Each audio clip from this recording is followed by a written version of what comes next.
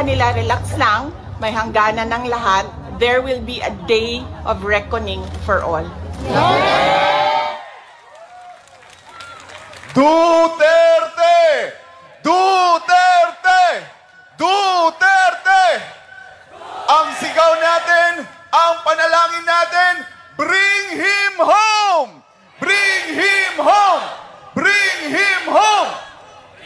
At ngayon, mga kababayan, mapapakinggan po natin ang video message ng may bahay ni dating Pangulong Rodrigo Duterte, walang iba kundi si Ma'am Hanilet Avancenia.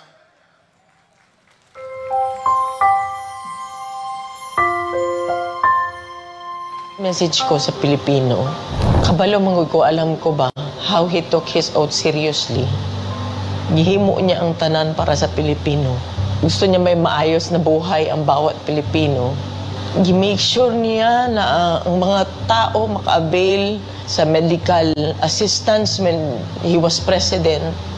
Gi-make sure niya na before bulanding ang bagyo, naa na siya dito, mag-una na siya dito. Katong sa Marawi, gi-make sure niya mawala ang kagubot. Even sa iyang katigulangon, naningkamot yun siya. Katong siya naglingkod na presidente. Miski nakapoy siya, wala mo kabalo na during the time na pandemic, almost failing na iyang health. Pero gusto gito niya mag-cabinet meeting pa rin. He does not care kung magka-COVID siya. He doesn't deserve this kind of treatment. Di naman gani gusto na siya mo trabaho. Di na gusto mo dagan ang pagpolitika. Ang tao lang si amugos niya. Kinakatilang mo sa kind of leadership na iyang gihatag. You may find his mouth very foul. Musulti siya o kuan. Igo naman siya mangisog. I remember that time na giingnan ako ayuhan ng Pasig River. Giingnan ako na siya. Dali raman na pag-isog-isog lang man ka. Maura man na iyaha. Ang isog-isog niya na iresulta. Mayo tag nag-inabuso na siya during sa iyang presidency. Wala nag-abuso. Wala ngawat. Ipakubaba siya, miski presidente na siya. Makita niya mo siya matrato-tao. Naluhoy ko kay pagkaon alang ang tani ang gusto. Dili na siya materialistic. He doesn't care kung naa siya'y kwarta o wala. He doesn't care kung unsa iya ang isuot. Daan.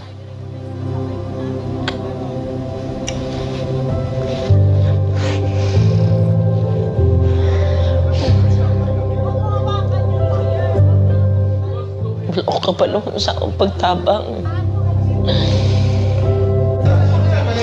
Maski kaluoy na lang ang tao. Kaluoy na lang. Abuso. Grabe. Abuso.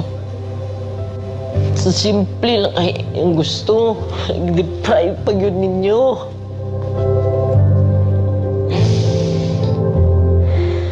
Simple lang kayo ang gusto na. I-deprive, miski gipatay na unta nimo siya. Dito. I-kidnap ninyo. Mag-80 years old na guna siya. Kabalo mo ko sa iyang health. Wala tanan. Wala gani medisina. Kagikan mi sa Hong Kong. Good for 3 days lang iyang dala. Pati sa nina. Grabe, abuso.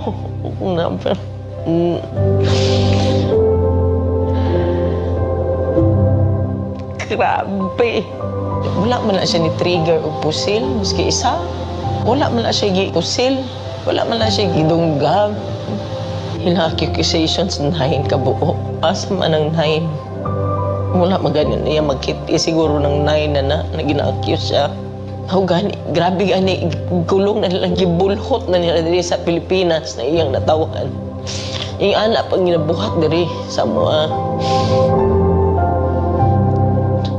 Di ko katulog, dili ko makapuyo sa among sariling balay. Balo ka ba? First night na ako gikan sa katong pag-abot na mo uguan. Wala na ko nakauli sa among balay. Magplano-plano na lang ko asa ko matulog. Nangiyo lang ko. Wala ko kabaloon sa wala ko kabaloon sa ako. Maluoy lang ko kay ultimo pagkaon, ana ba? Binisaya lang ang gusto, ana. Kung Kung uban naghandong og mansyon ka na sa dili. God. Pero lang. Maghangyo ko sa inyo. Di ta mo undang ato di siya mubalik. Ayaw gyud mo undang, di ta mo undang. Please continue to pray for him. And for us, nga maunsa na mo ni tabang, Pilipino, tabang.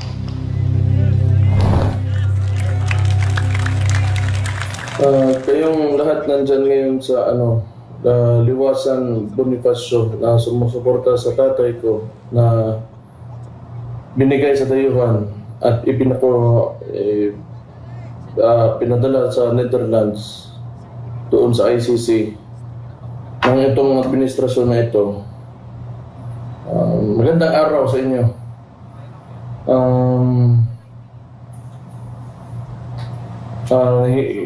Mahirap yung sitwasyon namin ngayon. Gusto ko sana na nandyan ako. Yun nga lang, may binabantayan ako na syudad, itong Davao, dahil ako ang alkalde dito ngayon, so hindi ako makapunta.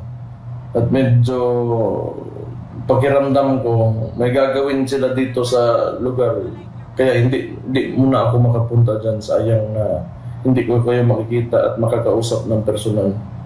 Pero gusto ko magpasalamat sa lahat ng ginagawa niyo para sa tatay ko. Gusto namin siyang makita na makabalik ng Davao at maka-uwi sa bahay niya, sa kwarto niya. Wala namang ibang gusto yung tatay ko kasi wala, mag-birthday na ngayon 28, 80 anyos na yan. Yung gusto lang talaga namin sana na bumalik na nandyan pa, hindi yung humihinga pa. Kung may kasalanan man talaga siya, sana naman talaga, dahil Pilipino naman tayong lahat, dito na lang sana yun sa mga korte natin husgahan yung tatay ko.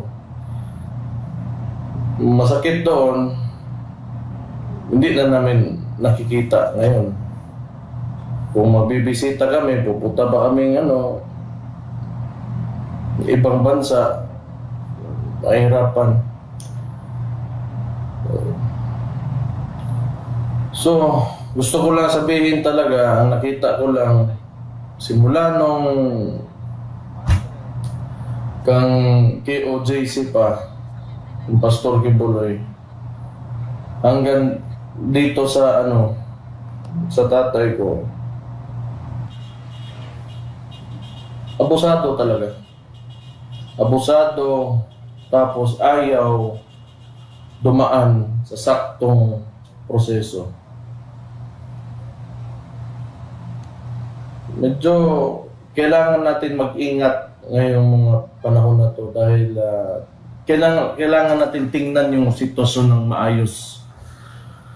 Kasi ako, nakakarinig lang ako ng mga istorya ng Marcelo. Pero ngayon, di ko alam kung ito na ba yun. Pero sa nangyayari at nakikita ko at nararamdaman ko, para siyang Marcelo na naririnig ko nung panahon.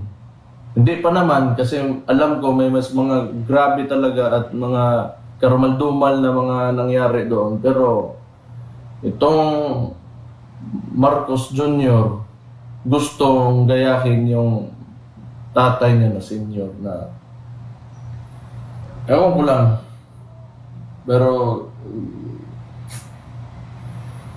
gusto ko lang na tingnan nyo ng maayos yung sitwasyon at mag-ingat kayo sa iba kumilos yung liderato ngayon. Yung mga pulis na uutusan, wala magawa. Siyempre, trabaho man nila. Wala naman talaga dyan sa mga maliliit na ranggo yung andyan naman talaga kung sino yung nagpapatakbo. So mag-ingat kayo dyan. Again, gusto ko lang pasalamat kasi wala talaga akong, hindi ko alam talaga ano sabihin ko sa inyo kasi apektado talaga ako ngayon, yung pamilya namin sa nangyari. Yung gusto lang namin makita yung si former President Digong. So malaking bagay, lahat ng ginagawa nyo, sinasabi nyo, sinusulat nyo, lahat ng suporta na pinapakita nyo. Malaking bagay yan sa amin. Kaya salamat sa inyo. Yun lang. Mabuhay kayong lahat. Well, it was really kidnapping. You see the comments all around the world from experts. Yes. But if you talk to lawyers, they call it extraordinary rendition. But for a family member like me, that's kidnapping. That's forcibly taking my father to another country and illegally arresting him. So that's clearly kidnapping. Ma'am, mag-apply po ba si PRRD ng interim release? Interim. That is something that I cannot comment on because it's a legal strategy. So I would leave that to the lawyers if the lawyers would like to talk to the media. But I will not comment on legal strategy. I would also add that because I told him a lot of people are crying. They are depressed, hurt, stressed about what happened and what is happening right now and what is happening in the country. And then he said, sabihin mo sa kanila, relax lang, may hangganan ang lahat. Yes. So I'm remembering this from kasi I cannot take notes, I cannot take a ball pen and pen din. So sabihin mo sa kanila, relax lang, may hangganan ng lahat. There will be a day of reckoning for all. VP, mahal na mahal po ang Duterte family ng mga OFW at mga Pilipino po sa bansang Pilipinas. Ngayon, grabe po yung emosyon ng mga Pilipino dahil mahal po nila si PRRD at kayo po. So may mensahe po ba kayo para sa lahat ng mga Pilipino? Yes. Unang-una, nagpapasalamat ako sa lahat ng ating mga kababayan. First off, I'd like to thank all our countrymen for your prayers and your profound support to the former presidents. We can feel your love, we can feel your anger, we can empathize with everyone.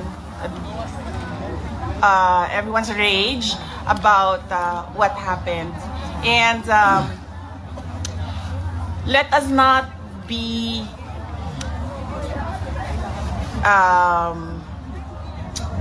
let us not forget the real issues in our country, and that is aware of that. Yes, that is the poverty, that is corruption, that is the failure of the government to answer the demands from the people about accountability and transparency. The failure of the government to address peace and security in our country.